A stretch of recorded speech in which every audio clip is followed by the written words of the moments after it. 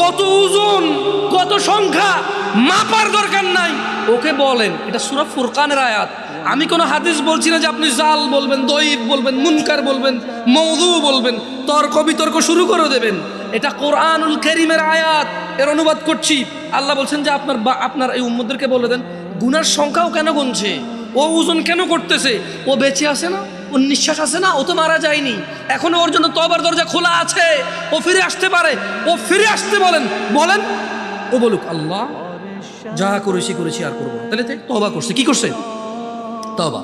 এবার বলতেছি আল্লাহ তাকে বলেন ও আমানা, ঈমান আনতে বলেন, ও আমিলা আমালান সালিহা, ভালো কাজ করতে বলেন, এবং তাকে বলে দিন আমি আল্লাহ ফাউলাইকা ইউবাদদিলুল্লাহু সাইয়্যাতিহিম হাসানাত, তাকে বলে দিন তার পূর্বের সমস্ত গুনাহ আমি নেকিতে পরিবর্তন করে দেব।